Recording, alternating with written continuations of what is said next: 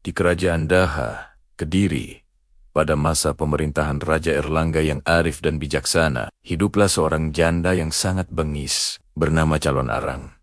Ia tinggal di desa Girah.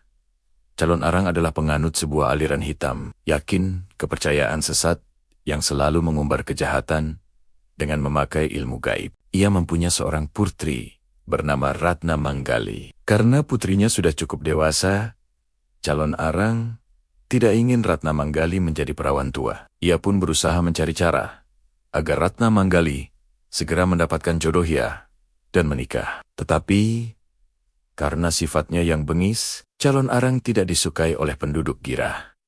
Tak seorang pemuda pun yang berani memperistri Ratna Manggali, putrinya. Hal ini membuat marah Calon Arang. Ia berniat menghukum warga desa Girah. Kerahkan anak buahmu, cari seorang perawan hari ini juga. Sebelum matahari tenggelam, perawan itu harus dibawa ke Candi Durga. Perintah Calon Arang kepada Krakah, seorang anak buahnya. Krakah segera mengerahkan kentrik-kentrik Calon Arang untuk mencari seorang perawan. Suatu pekerjaan yang tidak terlalu sulit bagi para cantrik Calon Arang. Sebelum matahari terbit, gadis perawan yang malang itu sudah dibawa ke Candi Durga. Ia berusaha berontak dan meronta-ronta ketakutan. "Lepaskan aku! Lepaskan aku!" teriaknya. Lama-kelamaan, gadis itu pun lelah karena kehabisan tenaga dan jatuh pingsan. Ia kemudian dibaringkan di altar persembahan, tepat pada tengah malam yang gelap gulita. Calon Arang mengorbankan gadis yang tak berdosa itu untuk dipersembahkan kepada Betari Durga, Dewi Angkara Murka. Setelah membakar dupa, Calon Arang mengucap mantra, lalu menikam jantung gadis tersebut hingga tewas. Tuah jahat Calon Arang pun menjadi kenyataan. Desa Girah diterjang banjir dari luapan Sungai Brantas. Siapapun yang terkena percikan air Sungai Brantas, ia pasti akan menderita sakit dan menemui ajalnya. Akibat ulah Calon Arang itu, rakyat semakin menderita. Korban semakin banyak.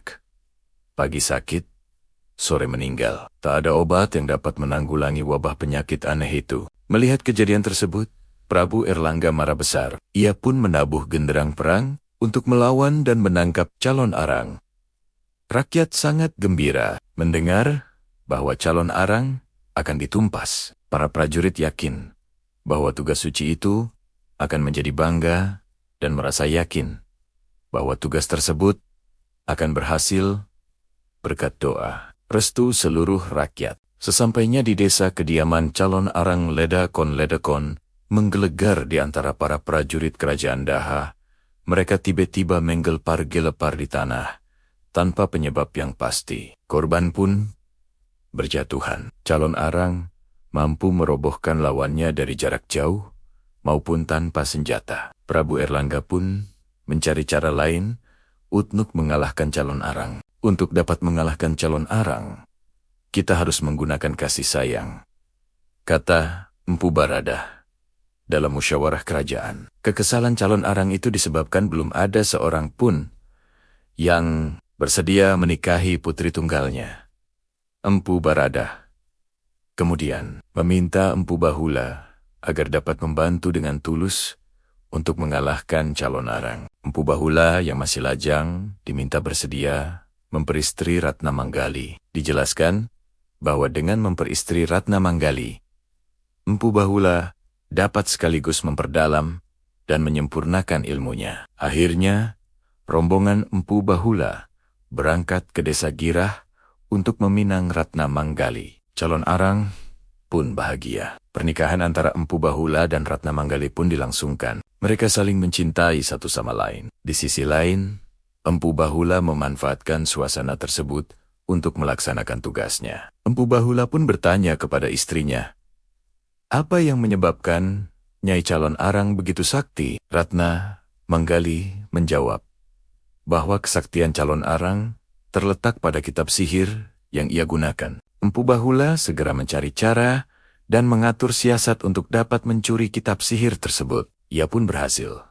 Dan kitab itu langsung diserahkan ke Empu Baradah. Amarah Calon Arang meledak ketika mengetahui kitab sihir miliknya lenyap. Sementara itu, Empu Baradah mempelajari kitab sihir tersebut dengan tekun. Setelah berhasil, ia pun menantang calon arang.